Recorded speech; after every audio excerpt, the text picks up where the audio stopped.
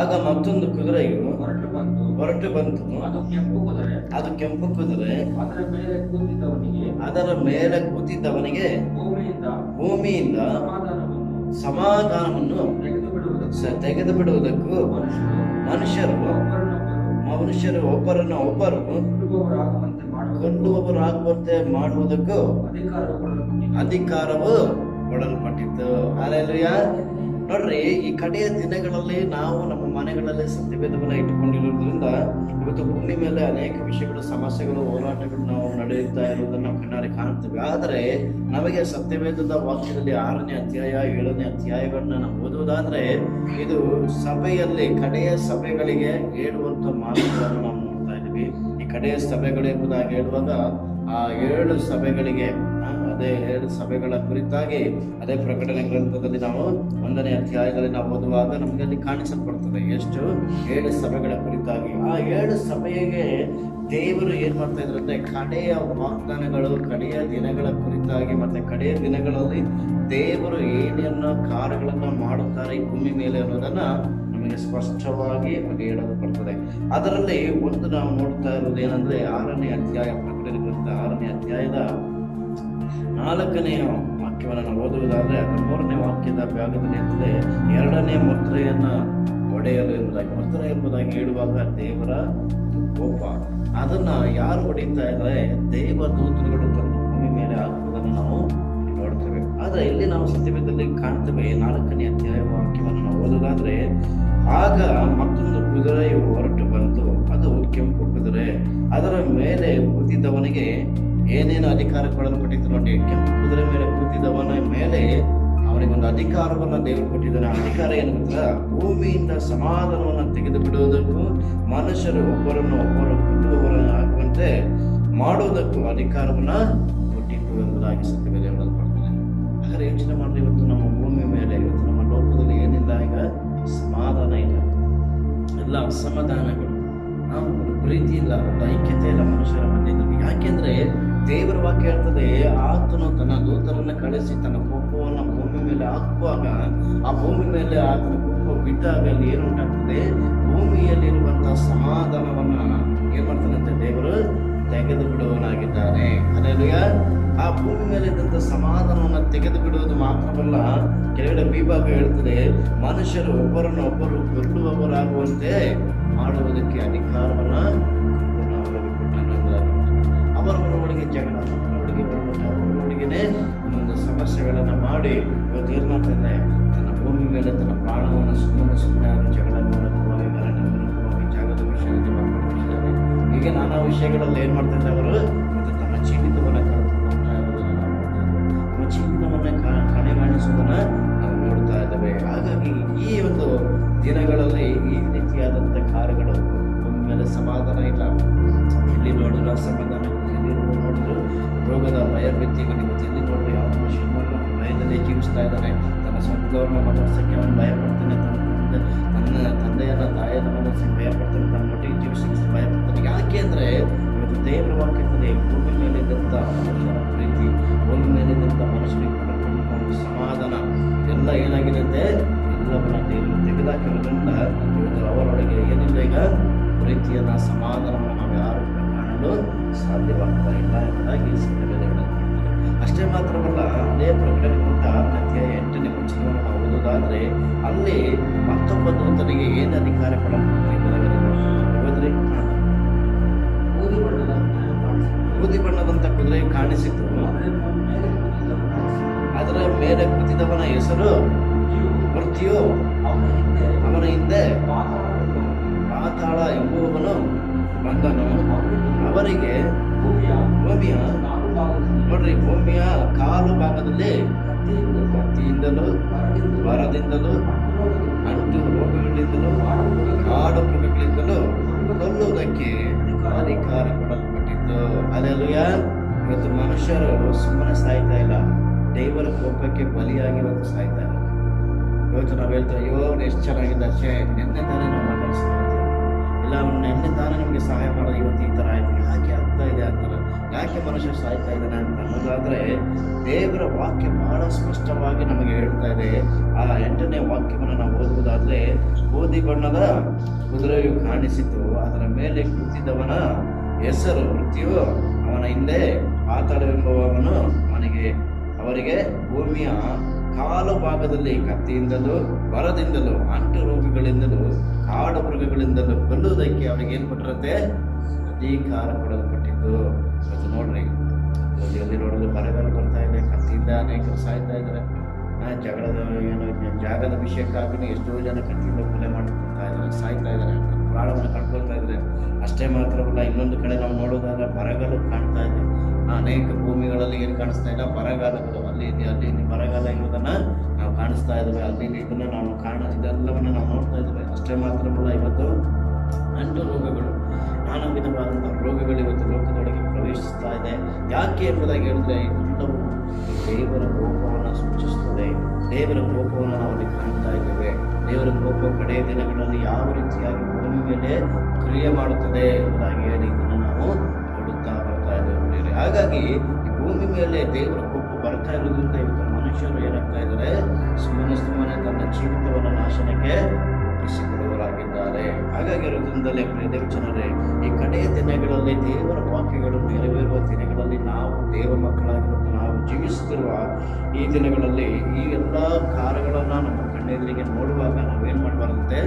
ಭಯಪಡಬೇಡ್ರಿ, ಧೈರ್ಯವಾಗಿ ದೇವರ ಸತ್ಯವೇದನೆ ನಮಗೆ ಹೇಳಲ್ಪಡುತ್ತದೆ. ಸೊ ಇದೆಲ್ಲವನ್ನು ನೋಡಿ ನಾವು ಭಯಪಟ್ಟು ಅಯ್ಯೋ ನಮಗೆ ಯಾವಾಗ ಬಂದ್ಬಿಡ್ತದೆ, ನಮಗೆ ಯಾವಾಗ ಏನಾಗ್ಬಿಡ್ತದೆ ಎಂಬುದಾಗಿ ಚಿಂತಿಸದೆ ಎಲ್ಲವುಗಳನ್ನು ನಾವು ದೇವರ ಕೈಗೆ ಒಪ್ಪಿಸಿ ನಾವೇನು ಮಾಡುವವರಾಗಿರ್ಬೇಕಿದೆ? ಧೈರ್ಯವುಳ್ಳವರಾಗಿ ನಾವು ಕರ್ತನ ಸಮ್ಮುಖದಲ್ಲಿ ಪ್ರತಿನಿತ್ಯವೂ ಪ್ರಾರ್ಥನೆಯಿಂದ, ಪ್ರತಿನಿತ್ಯವೂ ಆರಾಧನೆಗಳಿಂದ ನಾವು ದೇವರ ಸಮ್ಮುಖದಲ್ಲಿ ಏನು ಮಾಡುವವರಾಗಿರ್ಬೇಕು? ನಾವು ಆರಾಧನೆಯನ್ನ ಮಾಡುವಂತವರಾಗಿರಬೇಕು. ಹಲ್ಲೆಲೂಯಾ. ಓಕೆ, ನೆಕ್ಸ್ಟ್ ವಾಕ್ಯಕ್ಕೆ ನಾವು ಬರೋಣ. ಅದೇ ಪ್ರಕಟಣೆ ಗ್ರಂಥ 6ನೇ ಅಧ್ಯಾಯ 9ರಿಂದ 11 ವಚನಗಳ ತನಕ ನಾವು ಓದೋದಾದ್ರೆ, ಅಲ್ಲಿ ಕೂಡ ನಾವು ಏನೇನು ಈ ಲೋಕದಲ್ಲಿ ಏನೇನು ನಡೆಯುತ್ತದೆ ಎಂಬುದಾಗಿ ನಮಗೆ ಸತ್ಯವೇದ ಹೇಳಲ್ಪಡುತ್ತೆ. ಓಕೆ, ಓದೋಣ ವಾಕ್ಯ. ಆತನು 5ನೆಯ ಮುದ್ರೆಯನ್ನು ಒಡೆದಾಗ ದೇವರ ವಾಕ್ಯದ ನಿಮಿತ್ತವಾಗಿಯೂ ತಾವು ಹೇಳಿದಂಥ ಸಾಕ್ಷಿಯ ನಿಮಿತ್ತವಾಗಿಯೂ ಹತವಾದವರ ಆತ್ಮಗಳು ಯಜ್ಞವೇದಿಯ ಕೆಳಗಿರುವುದನ್ನು ಕಂಡರು. ಅವರು ಒಡೆಯನೇ, ಪರಿಶುದ್ಧನು, ಸತ್ಯವಂತನೂ ಆಗಿರುವಾತನೇ, ಭೂನಿವಾಸಿಗಳು ನಮ್ಮನ್ನ ಕೊಂದದ್ದಕ್ಕಾಗಿ ನೀನು ಎಷ್ಟು ಕಾಲದವರೆಗೆ ನ್ಯಾಯ ವಿಚಾರಿಸದೆಯೋ ಪ್ರತಿ ದಂಡನೆಯನ್ನು ಮಾಡದೆಯೋ ಇರುವೆಯೋ? ಮಹಾಶಬ್ದದಿಂದ ಕೂಗಿದರು. ಅವರಲ್ಲಿ ಒಬ್ಬೊಬ್ಬನಿಗೆ ಒಂದೊಂದು ಬಿಡು ನಿಲುವಂಗಿಯು ಕೊಡಲ್ಪಟ್ಟಿತ್ತು. ಅಲ್ಲದೆ ನಿಮ್ಮ ಹಾಗೆ ಕೊಲೆ ಆಗಬೇಕಾಗಿರುವ ನಿಮ್ಮ ಸಹೋದರರನ್ನು ಮತ್ತು ನಿಮ್ಮ ಜೊತೆ ದಾಸರ ಸಂಖ್ಯೆಯು ಪೂರ್ಣವಾಗುವ ತನಕ ಇನ್ನೂ ಸ್ವಲ್ಪ ಕಾಲ ನೀವು ವಿಶ್ರಮಿಸಿಕೊಂಡಿರಬೇಕೆಂದು ಉತ್ತರ ಕೊಟ್ಟಾಯಿತು. ಹಲ್ಲೆಲೂಯಾ. ನೋಡ್ರಿ, 6ನೇ ಅಧ್ಯಾಯದ 9ನೇ ವಚನದಲ್ಲಿ ನಾವು ನೋಡೋದಾದ್ರೆ, ಇಲ್ಲಿ ಕರ್ತನಿಗಾಗಿ ರಕ್ತಸಾಕ್ಷಿ ಆದವರ ಕುರಿತಾಗಿ ಸತ್ಯವೇದ. ಹಲ್ಲೆಲೂಯಾ. ಅನೇಕ ದಿನಗಳಿಂದ, ಅನೇಕ ವರ್ಷಗಳಿಂದ ಹಿಂದೆ ಅನೇಕರು ಏನಾಗಿದ್ದಾರೆ? ಕರ್ತನಿಗಾಗಿ ರಕ್ತಸಾಕ್ಷಿಗಳಾಗಿದ್ದಾರೆ. ಕರ್ತನಿಗಾಗಿ ಅನೇಕರು ಸತ್ತಿದ್ದಾರೆ. ಸೇವೆ ನಿಮಿತ್ತವಾಗಿ ಅನೇಕರು ತಮ್ಮ ಜೀವವನ್ನು ಮನೆ ಕೊಟ್ಟಿದ್ದಾರೆ. ಅವರ ಆತ್ಮಗಳು ಯಜ್ಞವೇದಿಯ ಬಳಿಯಲ್ಲಿ ಕುಳಿತು ಏನ್ ಮಾಡ್ತಾ ಇದೆ ಎಂಬುದಾಗಿ ಹೇಳ್ತಾ ಇದೆ. 9ನೇ ವಚನವನ್ನು ನಿಧಾನವಾಗಿ ಓದೋಣ. ಆತನು 5ನೆಯ ಮುದ್ರೆಯನ್ನು ಒಡೆದಾಗ ದೇವರ ವಾಕ್ಯದ ನಿಮಿತ್ತವಾಗಿಯೂ ತಾವು ಹೇಳಿದ ಸಾಕ್ಷಿಗಳ ನಿಮಿತ್ತವಾಗಿಯೂ ಹತವಾದವರ ಆತ್ಮಗಳು ಯಜ್ಞವೇದಿಯ ಕೆಳಗಿರುವುದನ್ನು ಕಂಡನು. ಯಜ್ಞವೇದಿಯ ಕೆಳಗಿರುವುದು ಯಾವ ಆತ್ಮಗಳಂತೆ? ಹತವಾದವರು, ದೇವರಿಗಾಗಿ ಸತ್ತವರು, ಕ್ರಿಸ್ತನಿಗಾಗಿ ರಕ್ತಸಾಕ್ಷಿಯಾದವರು, ಕ್ರಿಸ್ತನ ನಿಮಿತ್ತವಾಗಿ ಸತ್ತವರು, ಕ್ರಿಸ್ತನ ಮತ್ತೆ ವಾಕ್ಯಗಳನ್ನು ಹೇಳಿ ಸತ್ತವರು, ಕ್ರಿಸ್ತನ ಸ್ವಾರ್ಥಗಳನ್ನು ಹೇಳಿ ಸತ್ತವರ ಆತ್ಮಗಳು ಎಲ್ಲಿದೆ ಅಂದ್ರೆ ಯಜ್ಞವೇದಿಯ ಬಳಿಯಲ್ಲಿದೆ. ಈಗ ಆ ವಾಕ್ಯದಲ್ಲಿ ನಾವು ನೋಡ್ತೇವೆ, ಅವರು ಒಡೆಯನೇ, ಪರಿಶುದ್ಧನೇ, ಸತ್ಯವಂತನು ಆಗಿರುವಾತನೇ. ಅದು ಹೇಳ್ತದೆ, ನೀನು ಒಡೆಯನಾಗಿದ್ಯಾ, ನೀನು ಪರಿಶುದ್ಧನಾಗಿದೆಯಾ, ನೀವು ಸತ್ಯವಂತ ದೇವರಾಗಿದ್ದೀರಿ, ನೀವು ಒಡೆಯರಾಗಿದ್ದೀರಿ ದೇವರೇ. ಆಗಿರುವವನೇ, ಭೂನಿವಾಸಿಗಳು ನಮ್ಮನ್ನು ಕೊಂದದ್ದಕ್ಕಾಗಿ ನೀನು ಎಷ್ಟು ಕಾಲದವರೆಗೆ ನ್ಯಾಯ ವಿಚಾರಿಸದೆ ಪ್ರತಿದಂಡನೆಯನ್ನ ಮಾಡದೇ ಇದೆಯೋ? ನನ್ನನ್ನು ಸಾಯಿಸಿಬಿಟ್ಟಿದ್ದಾರೆ, ನಾನು ಇಷ್ಟು ವರ್ಷ ಕಾಲ ನಾನು ಜೀವಿಸಬೇಕಾಗಿತ್ತು, ಆದರೆ ನಾನು ನಿನಗಾಗಿ ಬಲಿಯಾಗಿದ್ದೀನಿ. ನಿನ್ನ ವಾಕ್ಯದ ನಿಮಿತ್ತ ನಾನು ಸತ್ತೋಗಿದ್ದೀನಿ, ನಿನ್ನ ವಾಕ್ಯದ ನಿಮಿತ್ತ ನಾನು ರಕ್ತವನ್ನು ಸುರಿಸಿದ್ದೀನಿ. ಆದರೆ ನನ್ನನ್ನು ಹತ ಮಾಡಿದವರು ಯಾವಾಗ ನೀನು ಅವರನ್ನು ಅವರಿಗೆ ನ್ಯಾಯ ವಿಚಾರಿಸ್ತೀಯ? ಯಾವಾಗ ನೀನು ಅವರನ್ನು ದೇವರೇ ಅವರ ನ್ಯಾಯ ತೀರ್ಪಿನ ಸ್ಥಾನದ ಮುಂದೆ ಅವರನ್ನು ನಿಲ್ಲಿಸ್ತೀಯಾ ಎಂಬುದಾಗಿ ಹೇಳಿ ಸತ್ತವರು ಅಲ್ಲಿ ದೇವರ ಮುಂದೆ ಹೇಳ್ತಾರೆ. ಆದರೆ ದೇವರ ವಾಕ್ಯ ಏನ್ ಹೇಳ್ತದೆ ಗೊತ್ತಾ? ಅಲ್ಲಿ ನೋಡ್ರಿ,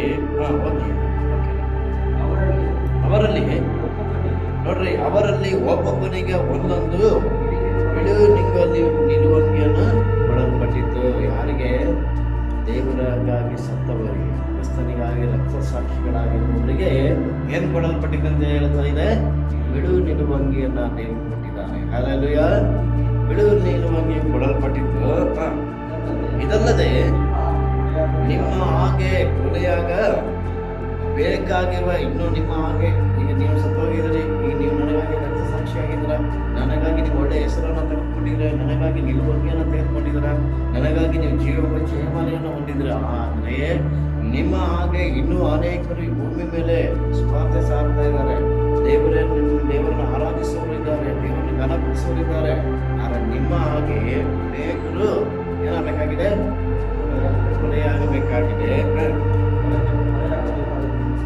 ಕೊಲೆಯಾಗಬೇಕಾಗಿರುವಂತ ನಿಮ್ಮ ಸಹೋದರರ ಮತ್ತು ನಿಮ್ಮ ಜೊತೆ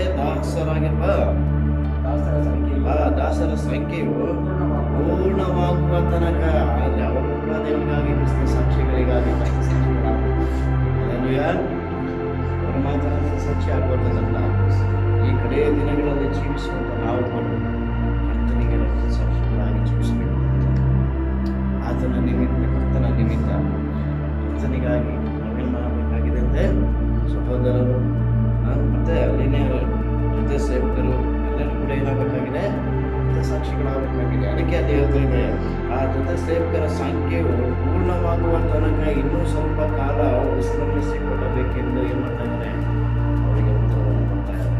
ಅವ್ರು ಹೇಳ್ತಾರೆ, ದೇವರೇ, ನನ್ನನ್ನು ಅರ್ಥ ಮಾಡಿದವರು, ನನ್ನನ್ನು ಸಾಯಿಸಿದವರು, ನನ್ನ ಕುಟುಂಬವನ್ನು ಸಾಯಿಸಿದವರು, ನನ್ನ ಮಕ್ಕಳನ್ನು ಸಾಯಿಸಿದವರು, ಅವರ ನಿಮಿತ್ತವಾಗಿ ಯಾವಾಗ ನೀನು ನ್ಯಾಯ ತೀರಿಸ್ತೀಯ ದೇವರೇ ಎಂಬುದಾಗಿ ಕೇಳುವಾಗ ದೇವರವರಿಗೆ ಹೇಳ್ತಾ ಇರುವ ಮಾತೇನೆಂದ್ರೆ, ಮಗಳೇ, ಇನ್ನು ಸ್ವಲ್ಪ ದಿವಸ ಕಾರಣ ನೀನು ಹಾಗೆಯೇ ಇದು. ಯಾಕೆಂದ್ರೆ ನಿನ್ನ ಜೊತೆ ಸೇರಿಕೊಂಡಿದ್ದಾರೆ, ನಿನ್ನ ಸಹೋದರ ನಿನ್ನ ಜೊತೆಯಲ್ಲಿ ಇನ್ನೂ ಭೂಮಿ ಮೇಲೆ ಇದ್ದಾರೆ. ನಿನ್ನ ಜೊತೆಯಲ್ಲಿ ಜೀವಿಸಿದವರು, ನೀನು ಅರ್ಥವಾಗುವಾಗ ನಿನ್ನನ್ನು ನೋಡಿ ನಗರದವರು ಇನ್ನೂ ಭೂಮಿ ಮೇಲೆ ಇದ್ದಾರೆ. ಅವರು ಕೂಡ ಅರ್ಥರಾಗಬೇಕಾಗಿದೆ. ಹಲ್ಲೆಲೂಯಾ. ಅವರು ಅರ್ಥರಾಗುವ ತನಕ ನೀನೇನಾಗಬೇಕಂತೆ? ಇನ್ನು ಸ್ವಲ್ಪ ಕಾಲ ನೀನು ವಿಶ್ರಮಿಸಿಕೊಂಡಿರೋ ಎಂಬುದಾಗಿ ದೇವರು. ಓಕೆ, ನೆಕ್ಸ್ಟ್ ಅದೇ ಪ್ರಕಟಣೆ ಗ್ರಂಥ 6ನೇ ಅಧ್ಯಾಯ 12-17 ಬರುವಾಗ ಅಲ್ಲಿ ನಮಗೆ ದೇವರು ಬಹಳ ಸ್ಪಷ್ಟವಾಗಿ ಹೇಳ್ತದೆ, ಯಾವಾಗ ಕಡೆ ದಿನಗಳಲ್ಲಿ ಎಷ್ಟೋ ಜನಗಳು ಅರ್ಥರಾಗುವಂಥ ದಿನಗಳು ಯಾವಾಗ ಬರ್ತದೆ ಎಂಬುದಾಗಿ. ಆತನು 6ನೆಯ ಮುದ್ರೆ ಒಡೆಯುವುದನ್ನು ಒಡೆದಾಗ, ನೋಡ್ರಿ, 6ನೇ ಮುದ್ರೆ ಒಡೆದಾಗ ಏನುಂಟಾಯ್ತಂತೆ? ಮಹಾಭೂಕಂಪ ಉಂಟಾಯಿತು. ಸೂರ್ಯನು ಏನಾದಂತೆ? ಹರಿ ಕಂಬಳಿಯಂತೆ ಕಪ್ಪಗಾದನು. ಪೂರ್ಣ ಚಂದ್ರನು ರಕ್ತದಂತಾದನು. ಹತ್ತಿ ಮರವು ಬಿರುಗಾಳಿಯಿಂದ ಅಲ್ಲಾಡಿಸಲ್ಪಟ್ಟ ಕಾಯಗಳನ್ನು ಉದುರಿಸುವ ಪ್ರಕಾರ ಆಕಾಶದ ನಕ್ಷತ್ರಗಳು ಭೂಮಿ ಮೇಲೆ ಬಿದ್ದವು.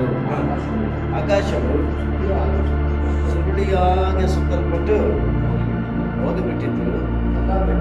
ಎಲ್ಲ ಬೆಟ್ಟಗಳು, ದೀಪಗಳು ತಮ್ಮ ಸ್ಥಳಗಳಿಂದ ಚಲಿಸಿದವು.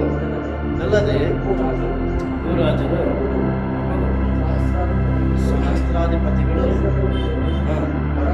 ಪರಾಕ್ರಮಶಾಲಿಗಳು, ಎಲ್ಲ ದಾಸರುಗಳು, ಸ್ವಾತಂತ್ರ್ಯ ಉಳ್ಳವರು, ಬೆಟ್ಟಗಳ ಗವಿಗಳಿಗೂ ಬಂಡೆಗಳ ಸಂಧಿಗಳಿಗೂ ಓಡಿ ಹೋಗಿ ತಮ್ಮನ್ನು ಮಾರ ಮಾಡಿಕೊಂಡು ಬೆಟ್ಟಗಳಿಗೂ ಬಂಡೆಗಳಿಗೂ ನಮ್ಮ ಮೇಲೆ ಬೀಳಿರಿ. ಸಿಂಹಾಸನದ ಮೇಲೆ ಕೂತಿರುವ ಆತನ ಮುಖಕ್ಕೂ ಗುರಿಯಾದ ಆತನ ಕೋಪಕ್ಕೂ ನಮ್ಮನ್ನ ಮರೆ ಮಾಡ್ರಿ. ಅವರ ಕೋಪವು ಕಾಣಿಸುವ ಮಹಾದಿನ ಬಂದದೆ. ಅದರ ಮುಂದೆ ನಿಲ್ಲುವುದಕ್ಕೆ ಯಾರು ಕೂಡ ಶಕ್ತರು. ಹಲ್ಲೆಲೂಯ ಹೇಳ್ರಿ, ಹಲ್ಲೆಲೂಯ. ನೋಡ್ರಿ ಎಷ್ಟು ಸುಂದರವಾದ ಪ್ರಕಟಣೆ ಗ್ರಂಥದಲ್ಲಿ ನಾವು ಓದ್ತೀವಿ. ಆ ರೀತಿ ನಾವು ಓದ್ತಾ ಇರುವಾಗ ಅದು ಹೇಳ್ತದೆ, 6ನೇ ಮುದ್ರೆಯನ್ನು ದೇವರು ಬಡದಾಗ ಅದೇನುಂಟಾಗ್ತಂತೆ, ಉಂಟಾಯಿತು. ಸೂರ್ಯನ ಕಂಬಳಿಯಂತೆ, ಕರಿ ಕಂಬಳಿಯಂತೆ ಕಪ್ಪಗಾದನು. ಪೂರ್ಣ ಚಂದ್ರನ ರಕ್ತವಾದನು. ಹತ್ತಿ ಮರವು ಬಿರುಗಾಳಿಯಿಂದ ಅಲ್ಲಾಡಿಸಲ್ಪಟ್ಟು ತನ್ನ ಕಾಯಗಳನ್ನು ಉದುರಿಸುವ ಪ್ರಕಾರ ಆಕಾಶದ ನಕ್ಷತ್ರಗಳೇನಾದಂತೆ ಭೂಮಿಗೆ ಬೀಳುತ್ತವೆ. ಹಲ್ಲೆಲೂಯ. ಈ ಎಲ್ಲ ಕಾರ್ಯಗಳು ಇನ್ನು ಮುಂದೆ ನಡೀಬೇಕಾಗಿದೆ. ಇವತ್ತು ಬರೀ ಕೊರೋನಾಕ್ಕೆ ನಾವು ಭಯಪಡುವುದು. ಹಲ್ಲೆಲೂಯ. ಇವತ್ತು ಕೊರೋನಾ ಬಂತು ಎಂಬುದಾಗಿ ಹೇಳುವಾಗ ದೇವರ ಅಂತ್ಯ ಬಂದ್ಬಿಟ್ಟಿದೆ, ದೇವರ ಕಾರ್ಯಗಳು ಮುಗೀತು, ಇನ್ನು ಪರಲೋಕ ಪ್ರವೇಶಿಸ್ತೇವೆ, ಪರಲೋಕವನ್ನ ಎದುರು ಕಾಣಲಿಕ್ಕೆ ನಾವು ಸಿದ್ಧತೆ ಉಳ್ಳವರಾಗಿದ್ದೇವೆ ಎಂಬುದಾಗಿ ನಾವು ಭಾವಿಸ್ತೇವೆ. ಆದರೆ ದೇವರ ವಾಕ್ಯದಲ್ಲಿ 12ನೇ ಅಧ್ಯಾಯ 12ನೇ ವಚನವನ್ನು ನಾವು ಓದುವಾಗ ಇನ್ನು ಅನೇಕ ಕಾರ್ಯಗಳು ಭೂಮಿ ಮೇಲೆ ನಡೀಬೇಕಾಗಿದೆ. ಸೂರ್ಯನು ಬರೀ ಕಮ್ಮಡಿಯಂತೆ ಕಾಣಿಸಬೇಕಾಗಿದೆ, ಚಂದ್ರನು ರಕ್ತದ ಉಪಾಧಿಯಲ್ಲಿ ಮಾರ್ಪಡಬೇಕಾಗಿದೆ, ಆಕಾಶದ ಮೇಲೆ ದೇವರು ಸೃಷ್ಟಿಸಿದಂಥ ನಕ್ಷತ್ರಗಳೆಲ್ಲ ಭೂಮಿ ಮೇಲೆ ಬೀಳಬೇಕಾಗಿದೆ. ಇವೆಲ್ಲವೂ ಕೂಡ ಇನ್ನು ಮುಂದೆ ನಡಿಬೇಕಾಗಿದೆ. ಆದರೆ ನಾವು ಇನ್ನೂ ಸಣ್ಣದಕ್ಕೆ ನಾವು ಭಯ ಪಡೋದಾದ್ರೆ ನಾವು ದೊಡ್ಡದನ್ನು ಎದುರುಗೊಳ್ಳಲಿಕ್ಕೆ ನಮ್ಮಿಂದ ಸಾಧ್ಯವಾಗುತ್ತಿಲ್ಲ. ಹಲ್ಲೆಲೂಯ. ಓಕೆ, ಆ 14ನೇ ವಚನವನ್ನು ಓದ್ರಿ. ಆಕಾಶವು ಸುರುಳಿಯ ಹಾಗೆ ಸುತ್ತಲ್ಪಟ್ಟು ಹೋಗಿಬಿಟ್ಟಿತು. ಎಲ್ಲ ಬೆಟ್ಟಗಳು, ದೀಪಗಳು ತಮ್ಮ ತಮ್ಮ ಸ್ಥಳದಿಂದ ಚಲಿಸಿದವು. ಇವತ್ತು ನಾವು ಕಾಣ್ತೇವೆ, ಆ ಬೆಟ್ಟ ಎಷ್ಟು ದೊಡ್ಡದಿದೆ ಅಲ್ವಾ? ಹೇಗೆ ಆ ಬೆಟ್ಟವನ್ನು ತೆಗೆದು, ಹೇಗೆ ಆ ಬೆಟ್ಟವನ್ನು ನಾವು ಇದು ಮಾಡೋದಕ್ಕೆ ಅನೇಕರು ಚಿಂತಿಸ್ತಾರೆ. ಆ ದೇವರ ದಿನಗಳು ಹತ್ತಿರವಾಗಿದೆ. ಕರ್ತನೆ ಆ ಬೆಟ್ಟವನ್ನು ತೆಗೆಯುವಂಥ ದಿನ ಬರ್ತಾ ಇದೆ. ಕರ್ತನೆ ದೀಪ ಸ್ತಂಭಗಳನ್ನು ತೆಗೆಯುವಂಥ ದಿನಗಳು ಬರ್ತಾ ಇದೆ. ಅದೆಲ್ಲವನ್ನು ದೇವರು ಏನ್ ಮಾಡ್ತಾನಂತೆ, ತೆಗೆದಾಕ್ಬಿಡ್ತಾನೆ. ನಂತರ ಇದಲ್ಲದೆ ಭೂರಾಜರುಗಳು, ನೋಡ್ರಿ ಗಮನವಿಟ್ಟು ಕೇಳಿ, ಇದಲ್ಲದೆ ಭೂರಾಜರುಗಳು, ಪ್ರಭುಗಳು, ಸಹಸ್ರಾಧಿಪತಿಗಳು, ಐಶ್ವರ್ಯವಂತರು, ಪರಾಕ್ರಮಿಯಾದಂಥ ಶಾಲೆಗಳು, ಎಲ್ಲಾ ದೇವದಾಸರುಗಳು, ಸ್ವಾತಂತ್ರ್ಯ ಉಳ್ಳವರು, ಇವರೆಲ್ಲರೂ ಏನ್ ಮಾಡ್ತಾರಂತೆ, ಬೆಟ್ಟಗಳ ಗವಿಗಳಿಗೂ ಬಂಡೆಗಳ ಸಂದುಗಳಿಗೂ ಏನ್ ಮಾಡ್ತಾರಂತೆ, ಓಡಿ ಹೋಗಿ ತಮ್ಮನ್ನು ತಾವು ಮರೆ ಮಾಡಿಕೊಳ್ಳುವರಾಗಿರ್ತಾರೆ. ಹಲ್ಲೆಲೂಯ. ಎಷ್ಟೇ ದೊಡ್ಡ ಶ್ರೀಮಂತನಾದ್ರೂ ಸರಿ, ಅವನೆಷ್ಟೇ ದೊಡ್ಡ ಜ್ಞಾನಿ ಆದ್ರೂ ಸರಿ, ಅವನೆಷ್ಟೇ ದೊಡ್ಡ ಅಧಿಕಾರಿ ಆದ್ರೂ ಸರಿ, ಒಂದು ದಿನ ಬರ್ತದೆ, ಅವ ದಿನದಲ್ಲಿ ಅವನು ತನ್ನ ಸ್ಥಳವನ್ನ ಬಿಟ್ಟು ಓಡುವಾಗ ಎಲ್ಲಿ ಸೇರ್ತಾನಂತೆ, ಬೆಟ್ಟಗಳ ಗವಿಗಳಿಗೆ ಮತ್ತೆ ಬಂಡೆಗಳ ಸಂಧಿಗಳಿಗೆ ತನ್ನ ಪ್ರಾಣವನ್ನ ಕಾಪಾಡುವುದಕ್ಕೆ ಅವನೇನ್ ಮಾಡ್ತಾನಂತೆ, ಅವಿತ್ತುಕೊಳ್ಳುವನಾಗಿರ್ತಾನೆ. ತನ್ನನ್ನು ತಾನು ಮರೆ ಮಾಡಿಕೊಳ್ಳುವ ದಿನಗಳು ಬರ್ತದೆ. ಆದರೆ ಆ ದಿನದಲ್ಲಿ ಕೂಡ ಅವನೇನಾಗ್ತಾನೆ ಗೊತ್ತಾ, ಮರೆ ಮಾಡಿಕೊಂಡ್ರು ಕೂಡ ದೇವರ ಕೋಪ ಅವನ ಮೇಲೆ ಅಪಾರವಾಗಿರುವಾಗ ಅವನೇನ್ ಮಾಡ್ತಾನೆ ಗೊತ್ತಾ, ಕೆಳಗಡೆ ಓದ್ತೀನಿ ನೋಡ್ರಿ, ಅಲ್ಲಿ 16ನೇ ವಚನದಲ್ಲಿ ಹೇಳ್ತದೆ, ಬೆಟ್ಟಗಳು ಬಂಡೆಗಳಿಗೂ, ನೋಡ್ರಿ, ಬೆಟ್ಟಗಳಿಗೂ ಬಂಡೆಗಳಿಗೂ ನಮ್ಮ ಮೇಲೆ ಬೀಳ್ರಿ, ಸಿಂಹಾಸನದ ಮೇಲೆ ಕೂತಿರುವಾತನ ಮುಖಕ್ಕೂ ಯಜ್ಞದ ಗುರಿಯಾದಾತನ ಕೋಪಕ್ಕೂ ನಮ್ಮನ್ನ ಮರೆ ಮಾಡ್ರಿ ಎಂಬುದಾಗಿ ಹೇಳಿ ಅವ್ರು ಬಾಯಿ ಬಿಡ್ತಾರಂತೆ. ದೇವರೇ, ನಾನು ಸಿಂಹಾಸನದ ಮೇಲೆ ಕೂತಿರುವವನಿಗೆ ನಾನು ಕೋಪ ತರಿಸ್ಬಿಟ್ಟಿದ್ದೀನಿ, ಯಜ್ಞದ ಮೇಲೆ ಕೂತಿರುವಾತನಿಗೆ ಕೋಪ ತರಿಸ್ಬಿಟ್ಟಿದ್ದೀನಿ. ದೇವರೇ, ಕೋಪದಿಂದ ನನ್ನನ್ನು ಮರೆ ಮಾಡು, ನನ್ನನ್ನು ಕಾಪಾಡು, ನನ್ನನ್ನು ರಕ್ಷಣೆ ಮಾಡು, ನನ್ನ ಪ್ರಾಣವನ್ನ ಕಾಪಾಡು. ನಾನು ಉಳಿಬೇಕಾಗಿದೆ, ಸಾಯ್ಬೇಕಾಗಿದ್ದವನಲ್ಲ, ನಾನು ಕೂಡ ಇನ್ನೊಂದು ಅನೇಕ ದಿನಗಳು ಜೀವಿಸಬೇಕೆಂಬುದಾಗಿ ಹೇಳಿ ಅವನು ಬಾಯಿ ಪಡೆದುಕೊಳ್ಳುವಂತ ದಿನಗಳು ಬರ್ತದೆ. ಹಲ್ಲೆಲೂಯಾ. ದೇವರ ವಾಕ್ಯ ಹೇಳ್ತದೆ, ಆದ್ರೆ 17ನೇ ವಚನ ಹೇಳ್ತದೆ, ಅವರ ಕೋಪವು ಕಾಣಿಸುವ ಆ ದಿನವು ಬಂದದೆ. ಯಾರ ಕೋಪವು ಕಾಣಿಸುವ ದಿನ? ದೇವರ ಕೋಪವು ಕಾಣಿಸುವಂತ ಮಹಾದಿನ ಬಂದ್ಬಿಟ್ಟಿದೆ. ಅದಕ್ಕೇನೆ ಇವತ್ತು ದೇವರ ಭಯ ಇಲ್ಲದೆ ಜೀವಿಸುವಂತ ಎಲ್ಲರಿಗೂ ಏನಾಗ್ತಾ ಇದೆ, ಇವತ್ತು ದೇವರ ಭಯ ಉಂಟಾಗುವಂತ ರೀತಿಯಲ್ಲಿ ಮಾಡಿದ್ದಾನೆ ದೇವರು. ಇವತ್ತು ದೇವರಿಗೆ ಭಯ ಪಡ್ತಾರೋ ಇಲ್ವೋ, ತಂದೆ ತಾಯಿಗಳಿಗೆ ಭಯ ಪಡ್ತಾರೋ ಇಲ್ವೋ, ತಮ್ಮ ಜೊತೆಯಲ್ಲಿರುವಂತವರಿಗೆ ಭಯ ಪಡ್ತಾರೋ ಇಲ್ವೋ, ಆದರೆ ಕೊರೋನಾಕ್ಕೆ ಇವತ್ತು ಭಯ ಪಡ್ತಾ ಇದ್ದಾರೆ ಜನಗಳು. ಯಾಕೆ? ದೇವರ ಕಾರ್ಯ ಅದು. ಹಲ್ಲೆಲೂಯಾ. ದೇವರ ಕಾರ್ಯ ಅದು. ದೇವರೇ ಮಾಡುವಂಥದ್ದು, ದೇವರೇ ಅವ್ರನ್ನ ತಗ್ಗಿಸುವಂಥದ್ದು, ದೇವರವ್ರನ್ನ ತಿದ್ದುವಂಥದ್ದು, ದೇವರೇ ಅವ್ರನ್ನ ಸರಿಪಡಿಸ್ಲಿಕ್ಕೆ ಸಾಧ್ಯ. ದೇವರೇ ಅವ್ರನ್ನ ಹೊಡೆದು ಸರಿಪಡಿಸ್ಬೇಕೆಂಬುದಾಗಿ ಹೇಳಿ ತನ್ನ ಕೋಪವನ್ನು ಎಲ್ಲಿ ಇಟ್ಟಿದ್ದಾನಂತೆ, ಈಗ ಭೂಮಿ ಮೇಲೆ ಇಟ್ಟಿದ್ದಾನೆ. ಹಾಗಾಗಿನೇ ದೇವರ ವಾಕ್ಯ ಹೇಳ್ತದೆ 17ನೇ ವಚನ ಹೇಳುವ ಪ್ರಕಾರ ಅಲ್ಲಿರುವಂತವ್ರು ಹೇಳ್ತಾರೆ, ಅವರ ಕೋಪವು ಕಾಣಿಸುವ ಮಹಾದಿನ ಬಂದದೆ, ಅವರ ಮುಂದೆ ನಿಲ್ಲುವುದಕ್ಕೆ ಯಾರು ಶಕ್ತರು ಎಂದು ಹೇಳಿದರು. ಹಲ್ಲೆಲೂಯಾ.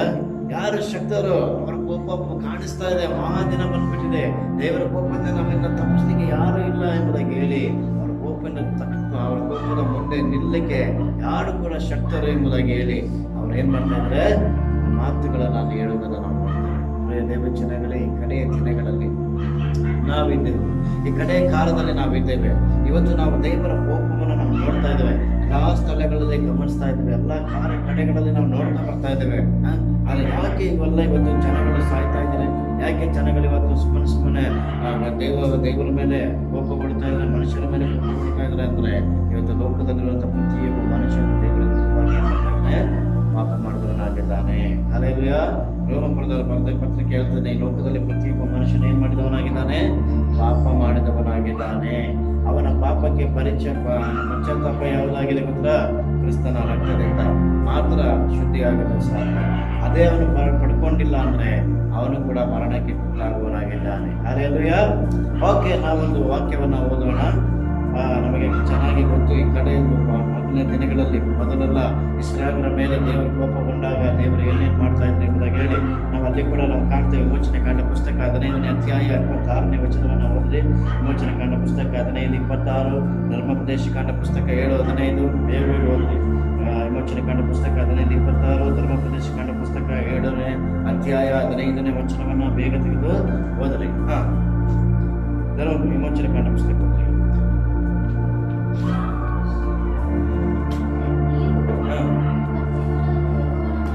ನೋಡ್ರಿ, ನೀವು ನಿಮ್ಮ ದೇವರಾಗಿರುವಂತ ಯೆಹೋವನ ಮಾತನ್ನು ಶ್ರದ್ಧೆಯಿಂದ ಕೇಳ್ಕೊಡ್ರಿ. ಆತನ ದೃಷ್ಟಿಗೆ ಇವತ್ತು ದೇವರ ವಾಕ್ಯ ಹೇಳ್ತದೆ, ನೀವು ನಿಮ್ಮ ದೇವರಾದ ಯೆಹೋವನ ದೃಷ್ಟಿಗೆ ಏನ್ ಮಾಡ್ರಿ? ಸರಿ ಬೀಳುವುದನ್ನ ನೀವು ಮಾಡ್ರಿ. ಇನ್ನೊಂದ್ಸರಿ ವಾಕ್ಯವನ್ನು ಓದ್ರಿ. 15:6. ನೀವು ನೋಡ್ರಿ, ನೀವು ನಿಮ್ಮ ದೇವರಾದ ಯೆಹೋವನ ಮಾತನ್ನು ಶ್ರದ್ಧೆಯಿಂದ ಕೇಳಿ ಆತನ ದೃಷ್ಟಿಗೆ ಸರಿ ಬೀಳುವುದನ್ನು ಮಾಡಿ, ಆತನ ಆಜ್ಞೆಗಳಿಗೆ ವಿಧೇಯರಾಗಿದ್ದು ಆತನ ಕಟ್ಟಳೆಗಳನ್ನೆಲ್ಲ ಅನುಸರಿಸಿ ನಡೆದರೆ, ನಾನು ಐಗುಪ್ತ್ಯರಿಗೆ ಉಂಟು ಮಾಡಿದ ವ್ಯಾಧಿಗಳಲ್ಲಿ ಒಂದನ್ನು ನಿಮಗೆ ಬರಪಡಿಸುವುದಿಲ್ಲ. ಹಲ್ಲೆಲೂಯಾ. ನೋಡ್ರಿ, ದೇವರ ವಾಕ್ಯ ಹೇಳ್ತದೆ, ಇಸ್ರಾಯೇಲ್ ಜನರಿಗೆ ದೇವರು ಹೇಳ್ತಾನೆ, ಅಲ್ಲಿರುವಂತ ಮಕ್ಕಳಿಗೆ ದೇವರು ಹೇಳುವಂತ ಮಾತನೆಂದ್ರೆ, ನೀವು ನಿಮ್ಮ ದೇವರಾದ ಯೆಹೋವನ ಮಾತನ್ನು ಶ್ರದ್ಧೆಯಿಂದ ನೀವು ಕೇಳ್ಕೊಳ್ರಿ, ಆತನಿಗೆ ಶ್ರದ್ಧೆಯಿಂದ ನೋಡ್ಕೊಳ್ರಿ, ಆತನನ್ನ ಶ್ರದ್ಧೆಯಿಂದ ಆರಾಧನೆ ಮಾಡ್ರಿ, ಆತನ ಮಾತುಗಳಿಗೆ ನೀವು ಕಿವಿಗೊಡ್ರಿ. ನಂತರ ದೇವರು ಹೇಳ್ತಾನೆ, ಆತನ ಆಜ್ಞೆಗಳಿಗೆ ವಿಧೇಯರಾಗಿದ್ದು ಆತನ ಕಟ್ಟಳೆಗಳನ್ನೆಲ್ಲ ನೀನು ಅನುಸರಿಸಿ ನಡೆಯುವುದಾದ್ರೆ, ಆತನ ಕಟ್ಟಳೆಗಳನ್ನ ಪ್ರೀತಿಸುವುದಾದ್ರೆ, ದೇವರ ವಾಕ್ಯವನ್ನು ಪ್ರೀತಿಸುವುದಾದ್ರೆ, ಸಭೆಗಳನ್ನು ಪ್ರೀತಿಸುವುದಾದ್ರೆ, ಸಭೆ ಮಕ್ಕಳನ್ನು ಪ್ರೀತಿಸುವುದಾದ್ರೆ, ದೇವರಿಗೆ ಹೇಳ್ತಾನೆ, ನಾನು ಐಗುಪ್ತ ದೇಶಕ್ಕೆ ಉಂಟು ಮಾಡಿದ ವ್ಯಾಧಿಗಳಲ್ಲಿ ಒಂದನ್ನು ನಿಮ್ಮ ಮೇಲೆ ಬರಮಾಡುವುದಿಲ್ಲ. ಹಲ್ಲೆಲೂಯಾ. ಹಾಗಾದ್ರೆ ನೋಡ್ರಿ, ಐಗುಪ್ತ ದೇಶದಲ್ಲಿ ಇದಕ್ಕಿಂತ ಈ ಕೊರೋನಾ ಇದಕ್ಕಿಂತ ದೊಡ್ಡ ವ್ಯಾಧಿಗಳೇ ಉಂಟಾಗಿತ್ತು. ಆದರೆ ಅವುಗಳಲ್ಲಿ ಒಂದನ್ನು ಕೂಡ ನಿಮ್ಮ ಮೇಲೆ ನಾನು ಬರಮಾಡುವುದಿಲ್ಲ ಎಂಬುದಾಗಿ ಹೇಳಿ ಸತ್ಯವೇದದ ವಾಕ್ಯವನ್ನು ಹೇಳೋದು. ಹಲ್ಲೆಲೂಯಾ. ಓಕೆ, ಇನ್ನೊಂದು ವಾಕ್ಯವನ್ನು ನಾವು ನೋಡೋಣ. ಧರ್ಮೋಪದೇಶ ಕಾಂಡ ಪುಸ್ತಕ 17:15, ವಿಮೋಚನೆ ಕಾಂಡ ಪುಸ್ತಕ 23ನೇ ಅಧ್ಯಾಯ 25ನೇ ವಚನ. ಹೋದ್ರಿ 23ನೇ ಧರ್ಮೋಪದೇಶ ಕಾಂಡ ಪುಸ್ತಕ 7:15. ಅದೇ ವಿಮೋಚನೆ ಕಾಂಡ ಪುಸ್ತಕ 23ನೇ ಅಧ್ಯಾಯ 25ನೇ ವಚನಕ್ಕೆ ಬನ್ರಿ.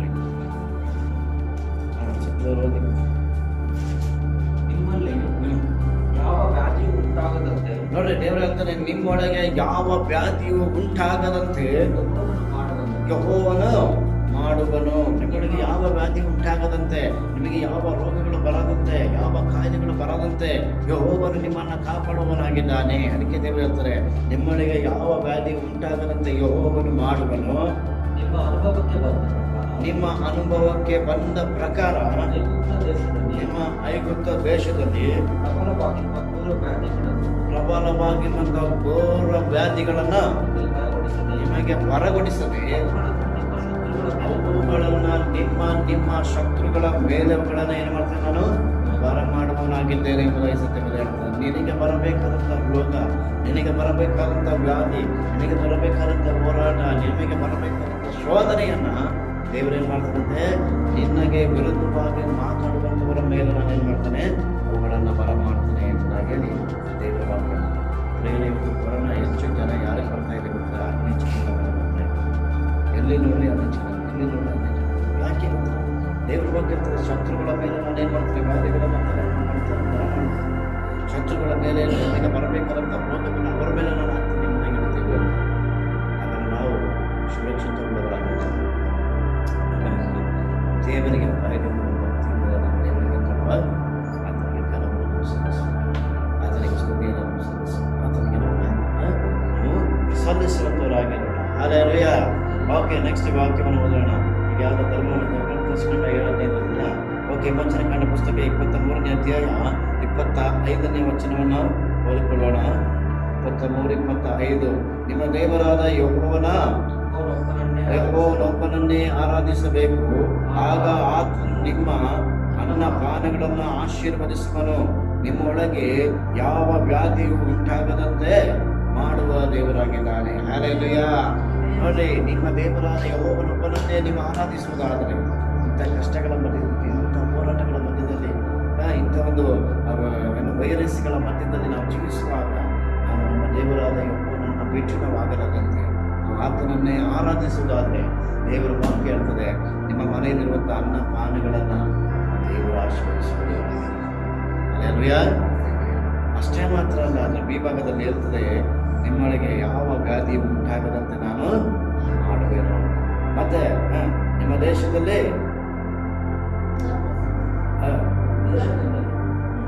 ಗರ್ಭಸ್ರಾವವಾಗಲಿ ಬಂಜತನವಾಗಲಿ ಇರುವುದೇ ಇಲ್ಲ.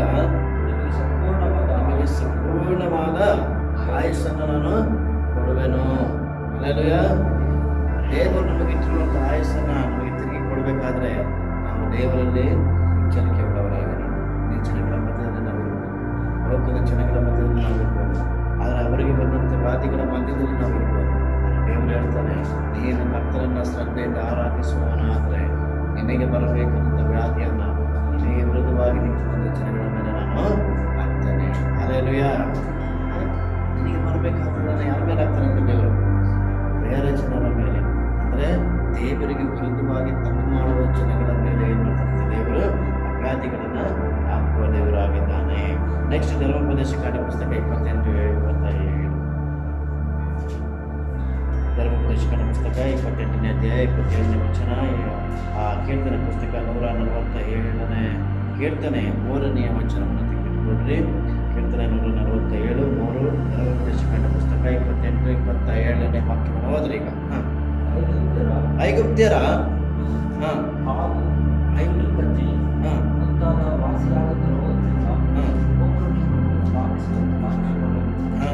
ಚಿತ್ತಭ್ರಮಣೆ, ಕುರುಡುತನ, ಮನೋವಿಸ್ಮಯ ರೋಗಗಳಿಂದ ನಿಮ್ಮನ್ನು ಬಾಧಿಸಿರುವುದು. ಕುರುಡರಂತೆ ಮಧ್ಯಾಹ್ನದಲ್ಲಿ ಕತ್ತಲಾಯಿತು. ನೋಡ್ರಿ, ಧರ್ಮೋಪದೇಶ ಕಾಂಡ ಪುಸ್ತಕ 28ನೇ ಅಧ್ಯಾಯ 27ನೇ ವಚನವನ್ನು ನಾವು ಓದುವಾಗ ಬಹಳ ಶ್ರದ್ಧೆಯಿಂದ ನಾವು ಓದ್ತೀವಿ. ಯಾಕೆಂದರೆ ಆಲ್ರೆಡಿ ನಾವು ಮುಂಚಿನ ನಿಮಗೆ ಹೇಳಿದ ಹಾಗೆ ನಾವು ನಮ್ಮ ದೇವರಾದ ಯೆಹೋವನನ್ನು ಮಾತ್ರ ನಾವು ಆರಾಧಿಸಬೇಕು. ಅದನ್ನು ಬಿಟ್ಟು ನಾವು ಬೇರೆ ಕೆಲಸವನ್ನು ಮಾಡುವುದಾದರೆ 28ನೇ ಅಧ್ಯಾಯ 27ನೇ ವಚನ ಹೇಗೆ ಹೇಳ್ತದೆ ನೋಡಿ. ಐಗುಪ್ತರ ಹುಣ್ಣು, ಬಾವು, ತುರಿಕೆ ಕಜ್ಜಿ ಮುಂತಾದ ವಾಸಿಯಾಗದ ರೋಗಗಳಿಂದ ಯೆಹೋವನು ನಿಮ್ಮನ್ನು ಏನು ಮಾಡ್ತಾನಂತೆ? ಆರಾಧಿಸುವವನಾಗಿದ್ದಾನೆ. ವಾಸಿಯಾಗದ ರೋಗಗಳಿಗೆ ನಮ್ಮನ್ನು ಏನು ಮಾಡ್ತಾನಂತೆ? ದೇವರನ್ನು ಆರಾಧಿಸದೇ ಇರುವಾಗ, ದೇವರನ್ನ ಮಹಿಮೆಪಡಿಸದೇ ಇರುವಾಗ, ಇವತ್ತು ನೋಡೋದಾದ್ರೆ 4 ತಿಂಗಳು 5 ತಿಂಗಳು ಹತ್ರ ಆಗ್ತಾ ಇದೆ, ಇವತ್ತು ಆರಾಧನೆ ಇಲ್ಲ. ಆದರೆ ನಮ್ಮ ಜೀವಿತ ಯಾವ ರೀತಿಯಾಗಿದೆ? ಆ ದೇವರನ್ನು ಗಮನಿಸ್ತಾರೆ. ನಾವು ಮನೆಯಲ್ಲಿ ದೇವರನ್ನ ಆರಾಧಿಸ್ತಾ ಇದ್ದೇವೆ, ಕೆಲಸ ಕಾರ್ಯಗಳಲ್ಲಿ ದೇವರನ್ನ ಆರಾಧಿಸ್ತಿದ್ದೇವೆ, ಹೇಗೆ ನಾವು ದೇವರನ್ನ ಗಮನಿಸ್ತಾ ಇದ್ದೇವೆ? ದೇವರು ಎಲ್ಲ ವಿಷಯವನ್ನು ಗಮನಿಸ್ತಾರೆ. ಒಂದು ವೇಳೆ ದೇವರು ನಮ್ಮನ್ನು ನೋಡುವಾಗ ನಮ್ಮನ್ನು ಆರಾಧಿಸಬೇಕು, ನಾವು ನಮ್ಮದೇ ಆದ ಕಾರ್ಯಗಳಲ್ಲಿ ನಾವು ತೊಡಗಿರುವಾಗ ದೇವರು ಏನು ಮಾಡ್ತಾರೆ ಅಂದರೆ, ಐಗುಪ್ತರಿಗೆ ಬಂದಂಥ ಹುಣ್ಣುಗಳನ್ನು, ಐಗುಪ್ತರಿಗೆ ಬಂದಂಥ ತುರಿಕೆ ಕಜ್ಜಿಗಳನ್ನು, ಮತ್ತು ವಾಸಿಯಾಗದೇ ಇರುವಂಥ ರೋಗಗಳನ್ನ ಯೆಹೋವನು ಏನ್ ಮಾಡ್ತಾರಂತೆ ನಮ್ಮ ಮೇಲೆ ಅದನ್ನ ಬರಮಾಡ್ತಾನೆ. ಹಲ್ಲೆಲೂಯಾ. ನೀನು ದೇವರನ್ನ ಬಿಟ್ಟು ಬರುವಾಗ ಈ ಎಲ್ಲ ಕಾರಣಗಳು ಒಂದು ವೇಳೆ ನೀನು ದೇವರ ಸಮ್ಮುಖದಲ್ಲೇ ಕುಳಿತಿರುವುದಾದ್ರೆ ದೇವರು ನಿನಗೆ ಕೊಟ್ಟಿರುವಂಥ ಆಹಾರವನ್ನು ಆಶೀರ್ವದಿಸ್ತಾನೆ. ನಿನಗೆ ಕೊಟ್ಟಂಥ ಆರೋಗ್ಯವನ್ನು ದೇವರು ಆಶೀರ್ವದಿಸ್ತಾನೆ. ಕೊಟ್ಟಿರುವಂಥ ಕುಟುಂಬವನ್ನು ದೇವರು ಆಶೀರ್ವದಿಸಿ ಎಲ್ಲಾ ವ್ಯಾಧಿಗಳಿಂದ ದೇವರನ್ನು ತಪ್ಪಿಸಿ ದೇವರನ್ನ ಕಾಪಾಡಲಿಕ್ಕೆ ಆತನು ಶಕ್ತನಾಗಿದ್ದಾನೆ. ಒಂದು ವೇಳೆ ನೀ ದೇವರನ್ನು ಬಿಟ್ಟು ದೂರ ಹೋಗುವಾಗ ದೇವರು ಇಸ್ರಾಯೇಲಿಗೆ ಬಂದಂಥ ವ್ಯಾಧಿಗಳನ್ನು ನಮ್ಮ ಮೇಲೆ ಆತನು ಬರಮಾಡುವವನಾಗಿದ್ದಾನೆ. ನಮ್ಮ ಮೇಲೆ ಏನು ಮಾಡ್ತಾನಂತ ದೇವರು ಗುಣವಾಗದೇ ಇರುವಂಥ ರೋಗಕ್ಕೆ ನಮ್ಮನ್ನು ಗುಣಪಡಿಸುವವನಾಗಿದ್ದಾನೆ. ಗುಣವಾಗದೇ ಇರುವಂಥ ಕಾಯಿಲೆಗೆ ನಮ್ಮನ್ನು ಉಳಿಸಿಕೊಳ್ಳುವ ದೇವರಾಗಿದ್ದಾನೆ. ಹಾಗಾಗಿ ದೇವರ ಆಲ್ರೆಡಿ ಮುಂಚಿತವಾಗಿ ನಮಗೆ ಹೇಳಿದ್ದಾರೆ, ಎಲ್ಲ ವಿಷಯದಲ್ಲಿ ಎಚ್ಚರಿಕೆ ಉಳ್ಳವನಾಗಿರುವ ಕಾರಣ ಕರ್ತನನ್ನು ಬಿಟ್ಟು ಆ ಕಡೆಗಳಾಗಲ್ಲದೆ ನಾವು ಕರ್ತನಿಗೆ ಮಾತ್ರ ಪ್ರಿಯ ಮಕ್ಕಳಾಗಿ ಪ್ರಿಯ ಸಹೋದರಿಗಳಾಗಿ ನಾವು ಜೀವಿಸಲಿಕ್ಕೆ ದೇವರು ಒಳ್ಳೆ ಅವಕಾಶವನ್ನು ಕೊಟ್ಟಿದ್ದಾರೆ. ಅದನ್ನು ನಾವು ಕಳ್ಕೊಳ್ಳುವಾಗ ದೇವರ ಕೋಪ ಅನ್ಯ ಜನರ ಮೇಲಲ್ಲ, ನಮ್ಮ ಮೇಲೆ ಬರ್ತದೆ. ಹಲ್ಲೆಲೂಯಾ. ಓಕೆ, ಕೀರ್ತನೆ ಪುಸ್ತಕ 147 3ನೇ ಕೀರ್ತನೆ ವಾಕ್ಯ ಧರ್ಮೋಪದೇಶ ಕಂಡ ಪುಸ್ತಕ 28-60 ವಚನವನ್ನಾಗಿ ಇಟ್ಕೊಳ್ರಿ. ಕೀರ್ತನೆ ಪುಸ್ತಕ 147 3 ಹೋಗೋಣ. ಬೇಗ ಹೋಗ್ರಿ.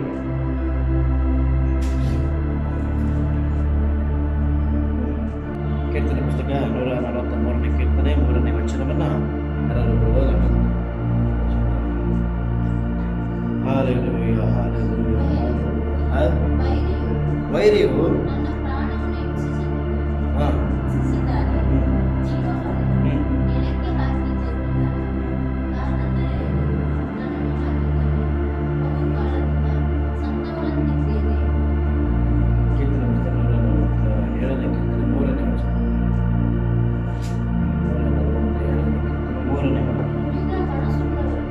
ದೇವರ ಹೇಳ್ತಾನೆ, ಮುರಿದ ಮನಸ್ಸುಳ್ಳವರನ್ನು ವಾಸಿ ಮಾಡುವ ದೇವರಾಗಿದ್ದಾನೆ.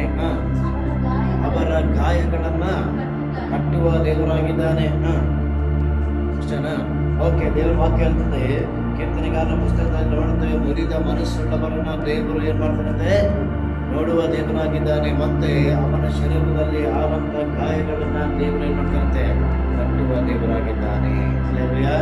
ಹಾಗಾಗಿ ನಮ್ಮ ಶರೀರದಲ್ಲಿ ಉಂಟಾದಂಥ ಗಾಯಗಳು, ನಮ್ಮ ಶರೀರದಲ್ಲಿ ಉಂಟಾದಂಥ ರೋಗಗಳಿಗೆ, ಶರೀರದಲ್ಲಿ ಉಂಟಾದಂಥ ಗಾಯಗಳಿಗೆ ಭಯಪಡೋದು ದೇವರಿಗೆ ನಾವು ಹೇಳೋದು, ದೇವರೇ ಇದನ್ನು ನೀನು ಕಟ್ಟರೆ, ಇದನ್ನು ನೀನು ಗುಣಪಡಿಸಿರಿ, ಇದನ್ನು ನಿಮ್ಮ ಶರೀರದಲ್ಲಿ ತೆಗೆದಾಕಿ, ದೇವರೇ ಇದು ನಿನ್ನ ಶರೀರ, ಇದು ನಿನ್ನನ್ನು ಆರಾಧಿಸುವ ಒಂದು ಶರೀರ ಎಂಬುದಾಗಿ ಹೇಳಿ ನಾವು ಹೇಳೋದಾದ್ರೆ ದೇವರನ್ನು ಗುಣಪಡಿಸಲಿಕ್ಕೆ ಆತನು ಶಕ್ತನಾಗಿದ್ದಾನೆ. ಧರ್ಮೋಪದೇಶ ಕಂಡ ಪುಸ್ತಕ 28-60 ವಚನವನ್ನು ಓದುವುದಾದರೆ ದೇವರ ವಾಕ್ಯ ಹೀಗೆ ಹೇಳುತ್ತದೆ,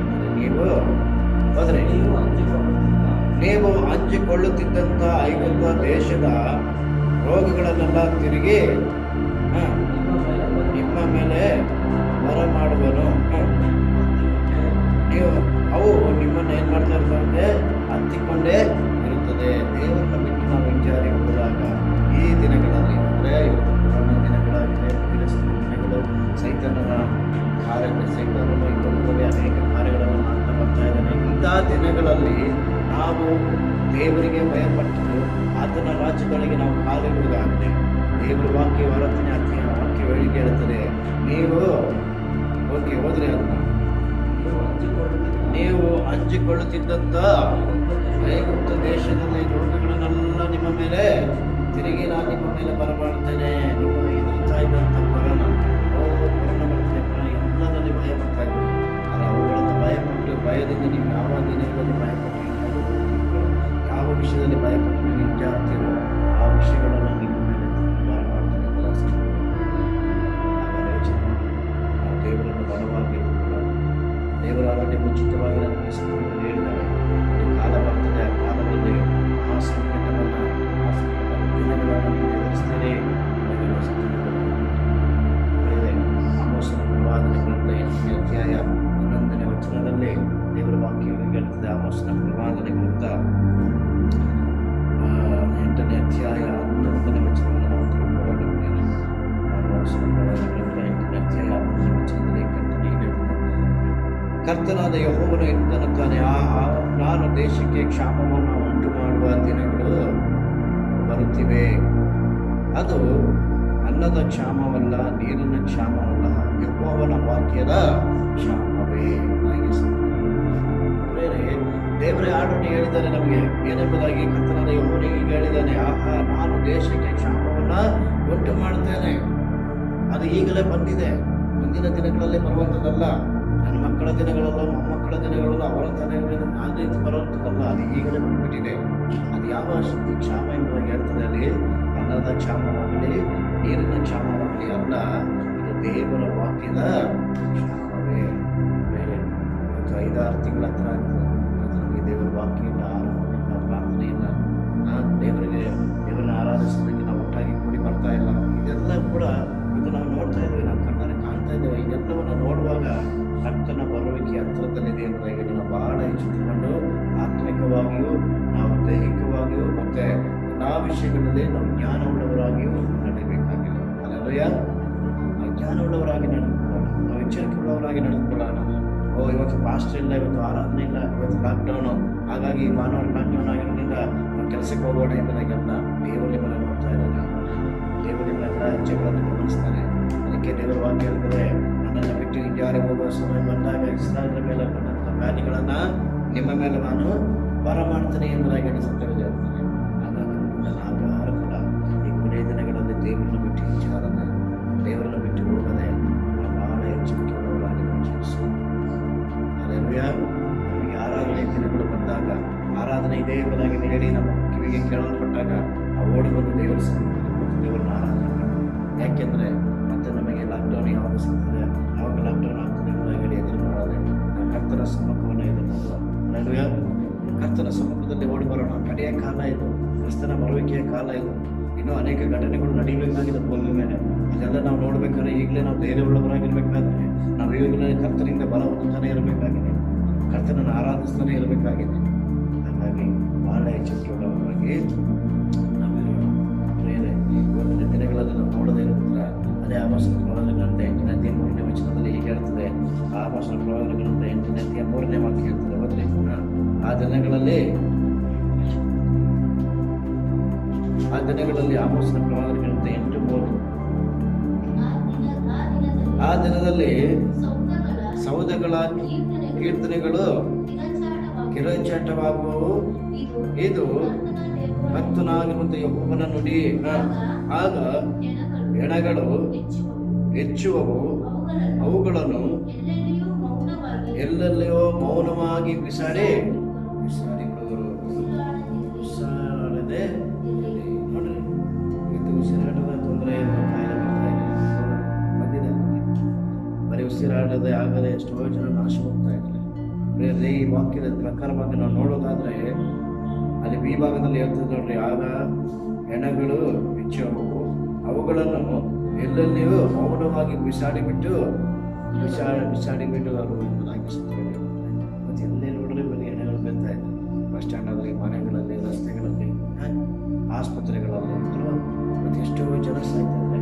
ಯಾಕೆ ಗೊತ್ತಿಲ್ಲ? ದೇವರ ವಾಕ್ಯ ಹೇಳ್ತಾ ಇದೆ, ಈ ಕಾರ್ಯಗಳನ್ನು ನಾನು ಮಾಡ್ತೇನೆ ಎಂಬ ಸತ್ಯವೇದ ಹೇಳ್ತಾ ಇದೆ. ಇವತ್ತು ಅನೇಕ ಜನಗಳಿಗೆ ಗೊತ್ತಿಲ್ಲ ಯಾಕೆ ಈ ರೀತಿ ನಡೀತಾ ಇದೆ. ಲೋಕದ ಜನಗಳಿಗೆ ಗೊತ್ತಿಲ್ಲ ಯಾಕೆ ನಮ್ಮ ದೇಶಕ್ಕೆ ಈ ರೀತಿಯಾದಂಥ ರೋಗ ಬಂದಿದೆ ಅಂತ ಗೊತ್ತಿಲ್ಲ. ಆದರೆ ಸತ್ಯವೇದ ನಮಗೆ ಹೇಳೋದು ಬರ್ತಾ ಇದೆ, ಮಕ್ಕಳೇ ನೀವು ಎಚ್ಚರಿಕೆಯಾಗಿರಿ, ನಾನು ಮುಂದಿನ ದಿನಗಳಲ್ಲಿ ಇಂಥ ರೋಗಗಳನ್ನು ನಮ್ಮ ದೇಶದ ಮೇಲೆ ನಾನು ತಗೊಂಡ್ಬರ್ತಾ ಇದ್ದೀನಿ. ನೀವು ಅವುಗಳಿಗೆ ಬಲಿಯಾಗದಾಗಿ ನೀವು ಬಹಳ ಎಚ್ಚರಿಕೆಯುಳ್ಳವರಾಗಿ ನೀವು ಅದನ್ನು ಎಚ್ಚೆತ್ತುಕೊಂಡವರಾಗಿ ನೀವು ಜೀವಿಸಿರಿ ಎಂಬುದಾಗಿ ಸತ್ಯವೇದಗಳನ್ನು ವಾಕ್ಯದಲ್ಲಿ ನಾವು ನೋಡೋದಾದ್ರೆ, ಇವತ್ತು ನಾವು ನ್ಯೂಸ್ಗಳನ್ನು ನೋಡಿದ್ರೆ ಎಲ್ಲಿ ನೋಡಿದ್ರೆ ಪರಿಹಾರಗಳು ಇರ್ತದೆ, ಎಲ್ಲಿ ನೋಡಿದ್ರೆ ಅವ್ರು ಸತ್ತರು ಇವರು ಸತ್ತರು. ಎಷ್ಟೋ ಕಡೆಗಳಲ್ಲಿ 2-3 ತಿಂಗಳಿಂದ ಏನೂ ಕೂಡ ಬರೀ ನಾವು ಅದನ್ನೇ ನೋಡ್ತಾ ಮಾಡ್ತೀವಿ. ಆ ದೇವರ ವಾಕ್ಯ ಏನೇನು ಗೊತ್ತಿಲ್ಲ, ನೆರವೇರುವ ದಿನ ಸತ್ಯವೇದದಲ್ಲಿ ಏನು ಹೇಳೋದು ಬರ್ತದೋ ಅದನ್ನೇ ಅವ್ರು ಮಾಡ್ತಾ ಇರ್ತಾರೆ. ನಾವು ಮೌನವಾಗಿ ಬಿಸಾಡಿ ಹೋಗ್ತಾರೆ. ಎಷ್ಟೋ ಜನಗಳು ಮೌನವಾಗಿ ಬಸ್ ಸ್ಟ್ಯಾಂಡಲ್ಲಿ, ಆ ರಸ್ತೆಗಳಲ್ಲಿ ಬಿಸಾಡಿ ಹೋಗ್ತಾರೆ, ಮುಣ್ಣಕ್ಕೆ ಜಾಗ ಇಲ್ಲದೆ. ಹೌದು, ಅದನ್ನ ಮುಟ್ಟಿದ್ರೆ ನಮಗೆ ಕೊರೋನಾ ಆಗ್ತದೆ ಮತ್ತು ಭಯದಿಂದ ದೇವರಿಗೆ ಎಲ್ಲೆಲ್ಲ ಎಸ್ಬಿಟ್ಟು ಹೋಗ್ತಾರೆ.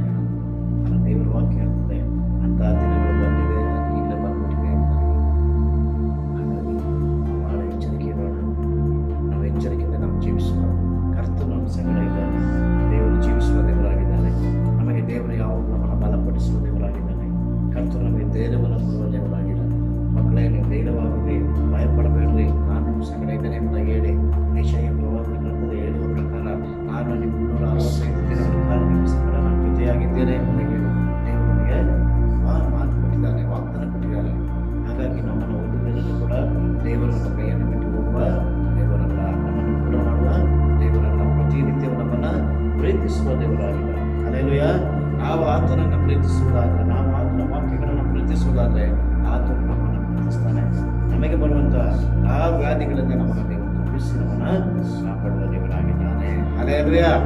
ಹಾಗಾಗಿ ಪ್ರಿಯ ದೇವಚನಗಳೇ, ಈ ಒಂದು ಸಮಯದಲ್ಲಿ ನಮ್ಮನ್ನು ನಾವು ದೇವರಿಗೆ ಒಪ್ಪಿಸಿಕೊಳ್ಳೋಣ. ದೇವರ ಮನಸ್ಸುಗಳನ್ನು ದೇವರಿಗೆ ನಾವು ಬಿಟ್ಟುಕೊಟ್ಟವರಾಗಿ ನಾವು ದೇವರ ವಾಕ್ಯವನ್ನು ಕೇಳಿದ್ದೇವೆ. ಯಾಕೆ ಈ ಕಡೆ ದಿನಗಳಲ್ಲಿ ಈ ರೀತಿಯಾದಂಥ ಕಾರ್ಯಗಳು ನಡೀತದೆ? ಅದಕ್ಕೆ ನಾನು ಪ್ರಾರಂಭದಲ್ಲಿ ಹೇಳಿದೆ, ಇವತ್ತು ಭೂಮಿ ಮೇಲೆ ದೇವರ ಕಾರ್ಯಗಳು ಏನಾಗ್ತಾ ಇದೆ, ನೆರವೇರಲ್ಪಡ್ತಾ ಇದೆ. ದೇವರ ವಾಕ್ಯಗಳು ನೆರವೇರಲ್ಪಡ್ತಾ ಇದೆ. ಕಡೆಯ ದಿನಗಳಲ್ಲಿ ಪ್ರಕಟಣೆ ಗ್ರಂಥ ಏನಾಗ್ತಾ ಇದೆ, ಇವತ್ತು ಏನಾಗ್ತಾ ಇದೆ, ನೆರವೇರ್ತಾ ಬರ್ತಾ ಇದೆ, ನಡೀತಾ ಇದೆ. ಪ್ರಕಟಣೆ ಗ್ರಂಥವನ್ನು ಪ್ರಾರಂಭದಿಂದ ಓದಿ ನೋಡ್ರಿ, ಎಲ್ಲ ಕೂಡ ನಡೀತಾ ಬರ್ತಾ ಇದೆ. ಇವತ್ತು ದೇವರು ಈ ಲೋಕದಲ್ಲಿ ಏನೇನು ಮಾಡಬೇಕಾಗಿದೆ ಅದೆಲ್ಲವನ್ನು ಕೂಡ ಪ್ರಕಟಣೆ ಗ್ರಂಥದಲ್ಲಿ ಬರೆದಿದ್ದಾರೆ. ಈ ಪ್ರಕಟಣೆ ಗ್ರಂಥದಲ್ಲಿ ದೇವರು ಏನೆಲ್ಲ ಬರೆದಿದ್ದಾರೋ ಅದೆಲ್ಲವೂ ಕೂಡ ಈ ಭೂಮಿ ಮೇಲೆ ನೆರವೇರಬೇಕು. ಹಲ್ಲೆಲೂಯಾ. ಹಾಗಾಗಿ ಸತ್ಯವೇದದಲ್ಲಿ ಹೇಳ್ತದೆ, ಪ್ರಕಟಣೆ ಗ್ರಂಥದಲ್ಲಿ ಬರೆದಿರುವಂತಹ ಕಾರ್ಯಗಳು ಭೂಮಿ ಮೇಲೆ ನಡೀಬೇಕಾಗಿರೋದ್ರಿಂದ ಧೈರ್ಯವುಳ್ಳವರಾಗಿರಿ. ಯಾಕೆಂದ್ರೆ ಇನ್ನೊಂದು ಕಡೆಯಲ್ಲಿ ನಾವು ನೋಡ್ತೇವೆ, ನೀವೇ ಅವುಗಳನ್ನು ಕಣ್ಣಾರೆ ಕಾಣುವಿರಿ ಎಂಬುದಾಗಿ. ಹಲ್ಲೆಲೂಯಾ. ನಾವೇ ಅದನ್ನು ಕಣ್ಣಾರೆ ನೋಡ್ತಾ ಇದ್ವಿ. ಇವತ್ತು ಎಷ್ಟೋ ಜನ ಸಾಯೋದು ನಾವು ಕಣ್ಣಾರೆ ನೋಡ್ತಾ ಇದ್ವಿ. ಯಾವ ರೋಗದಿಂದ ಸಾಯ್ತಿದ್ರೆ ನಾವು ನೋಡ್ತಾ ಇದ್ರೆ, ಎಷ್ಟೋ ಜನ ಡಾಕ್ಟರ್ಗಳು ಸತ್ತೋದ್ರು, ಎಷ್ಟೋ ಅಧಿಕಾರಿಗಳು ಸತ್ತೋದ್ರು, ಎಷ್ಟೋ ಜನಗಳು ಸತ್ತೋದ್ರು. ಯಾಕೆ ಗೊತ್ತಾ? ಕಣ್ಣಾರೆ ನೋಡ್ತಾ ಇದ್ದೇವೆ, ಕಿವಿಯಾರೆ ಕೇಳ್ತಾ ಇದ್ದೇವೆ. ಎಲ್ಲವನ್ನ ಯಾಕೆ ದೇವರು ಮಾಡ್ತಾ ಇದ್ದಾರೆ ಅಂದ್ರೆ ಆತನು ಜೀವಿಸುವ ದೇವರಾಗಿದ್ದಾನೆ. ಹಲ್ಲೆಲೂಯಾ. ಆತನು ನಮ್ಮ ಮಧ್ಯದಲ್ಲಿ ಚಲಿಸುವ ದೇವರಾಗಿದ್ದಾನೆ. ಆತನ ಕಲ್ಲು ಮಣ್ಣು ದೇವರಿಗೆ ಸಂಬಂಧಪಟ್ಟವನಲ್ಲ. ಹಲ್ಲೆಲೂಯಾ. ಆತನು ನಿತ್ಯವೂ ಕೂಡ ನಮ್ಮ ಸಂಗಡ ಜೀವಿಸುವ ದೇವರಾಗಿರೋದ್ರಿಂದ ಇವತ್ತು ಆತನ ವಾಕ್ಯಗಳನ್ನು ನಾವು ಕೈಗೊಂಡು ನಡೆಯೋಣ. ಆತನ ವಾಕ್ಯಗಳನ್ನು ಭದ್ರವಾಗಿಟ್ಟುಕೊಳ್ಳೋಣ. ದೇವರ ವಾಕ್ಯವನ್ನು ಹೇಳಿದ ದೇವರೇ, ಈ ಕಡೆ ದಿನಗಳಲ್ಲಿ ಈ ಸತ್ಯವೇದಲ್ಲೇ ಹೇಳಿರುವಂಥ ಮಾತುಗಳು ಇವತ್ತು ಭೂಮಿ ಮೇಲೆ ನಡೀತಾ ಇರುವುದರಿಂದ ನನ್ನನ್ನು ಈ ಎಲ್ಲ ವಿಷಯಗಳಿಂದ ನನ್ನನ್ನು ತಪ್ಪಿಸುವ ದೇವರೇ ಎಂಬುದಾಗಿ ನಾವು ಕೇಳೋದಾದರೆ ಖಂಡಿತ ದೇವರು ನಮ್ಮನ್ನು ತಪ್ಪಿಸ್ತಾನೆ. ಹಾಗಾಗಿ ನಾವೆಲ್ಲರೂ ಕೂಡ ಒಂದು ನಿಮಿಷ ಎದ್ದು ನಿಂತುಕೊಳ್ಳೋಣ. ನಾವು ಕರ್ತನಿಗೆ ನಮ್ಮನ್ನು ಬಿಟ್ಟುಕೊಡೋಣ. ದೇವರ ವಾಕ್ಯವನ್ನು ನಾವು ಕೇಳಿದ್ದೇವೆ. ಇವತ್ತು ನಾವು ದೇವರಿಗೆ ಒಂದೇ ಒಂದು ನಿಮಿಷ ನಾವು ಹೇಳೋಣ, ದೇವರೇ ನೀವು ನಮ್ಮ ಸಂಗಡ ಇದು ಮಾತನಾಡು ಸ್ವಾಮಿ. ನೀವು ನಮ್ಮೊಂದಿಗೆ ಮಾತನಾಡಿದಿರಿ. ಈ ಕಡೆಯ ದಿನಗಳಲ್ಲಿ ಲೋಕದ ಮೇಲೆ ಏನೆಲ್ಲ ಸಂಭವಿಸ್ತದೆ, ಯಾವ ಯಾವ ಕಾರ್ಯಗಳು, ಯಾವ ಯಾವ ಘಟನೆಗಳು ಸಂಭವಿಸ್ತದೆ ಎಂಬುದಾಗಿ ಹೇಳಿ ದೇವರೇ ನೀವು ನಮಗೆ ತಿಳಿಯಪಡಿಸಿದಿರ ದೇವರೇ. ಹಾಗಾಗಿರೋದ್ರಿಂದ ದೇವರೇ ನೀವು ನಮ್ಮನ್ನು ಇವೆಲ್ಲ ವಿಷಯಗಳಿಂದ ನಮ್ಮನ್ನು ದೂರ ಮಾಡಿ ನೀವು ನಮ್ಮನ್ನು ತಪ್ಪಿಸ್ರಿ, ನೀವು ನಮ್ಮನ್ನು ಕಾಯಿದೇವರೇ ಎಂಬುದಾಗಿ ಹೇಳಿ ನಾವೆಲ್ಲರೂ ಕೂಡ ಬಾಯಿ ತೆಗೆದು ದೇವರೊಂದಿಗೆ ನಾವು ಮಾತನಾಡುವ. ಒಂದೇ ಒಂದು ನಿಮಿಷ ನಮ್ಮ ಕಣ್ಣುಗಳನ್ನು ಮುಚ್ಚೋಣ. ನಾವು ಯೇಸು ಸ್ವಾಮಿಗೆ ನಮ್ಮನ್ನು ಒಪ್ಪಿಸಿಕೊಡೋಣ. ದೇವರಾತ್ಮನ ಈ ಒಂದು ಬೆಳಗಿನ ಜಾವದಲ್ಲಿ ಅಪ್ಪ ನಿನ್ನ ವಾಕ್ಯವನ್ನು ನಾವು ಕೇಳಿದ್ದೇವೆ, ನಿನ್ನ ವಾಕ್ಯವನ್ನು ನಾವು ಕಿವಿಯಾರ ಕೇಳಿದ್ದೇವೆ ಸ್ವಾಮಿ. ಆ ಕಿವಿಯಾರ ಕೇಳಿದಂಥ ವಾಕ್ಯಗಳು ಇವತ್ತು ಕಣ್ಣಾರ ನಾವು ಕಾಣ್ತಾ ಇರುವಂಥ ಘಟನೆಗಳಾಗಿದೆ ಸ್ವಾಮಿ. ದೇವರೇ ಇವತ್ತು ಅವೆಲ್ಲ ಘಟನೆಗಳ ಮಧ್ಯದಲ್ಲಿ ನಾವು ಜೀವಿಸ್ತಾ ಇದ್ದೇವೆ. ನಮ್ಮನ್ನು ನೀನು ಕಾಪಾಡ್ತಿರುವುದಕ್ಕಾಗಿ ಸ್ತೋತ್ರ. ಯಾವ ವ್ಯಾಧಿಯು, ಯಾವ ರೋಗಗಳು, ಯಾವ ವೈರಸ್ಗಳು ನಮ್ಮನ್ನು ತಟ್ಟದ ಹಾಗೆ ನಿನ್ನ ರಕ್ತದ ಬೇಲಿಯಿಂದ ನಮ್ಮನ್ನು ಸುರಕ್ಷಿತವಾಗಿ ಕುಟುಂಬವನ್ನ ನನ್ನನ್ನು ಕಾಯ್ದು ನಡೆಸಿ ಎಂಬುದಾಗಿ ಹೇಳಿದರು. ಖಂಡಿತವಾಗಲೂ ದೇವರ ಕಡೆ ಕಾಯುವವನಾಗಿದ್ದಾನೆ. ಖಂಡಿತವಾಗಲೂ ದೇವರು ನಿಮ್ಮ ಸಂಗಡವಾಗಿ ಮಾತನಾಡುವ ದೇವರಾಗಿದ್ದಾನೆ. ಖಂಡಿತವಾಗಲೂ ಈ ಲೋಕದಲ್ಲಿ ನಡೆಯುವಂಥ ಪ್ರತಿಯೊಂದು ಘಟನೆಗಳಿಂದ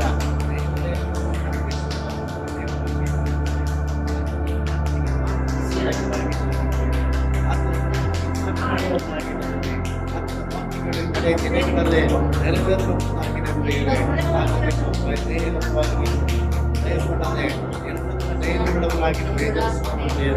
ದೇವರ ನಾಮದಲ್ಲಿ ವೇದಿಸುವಾಗ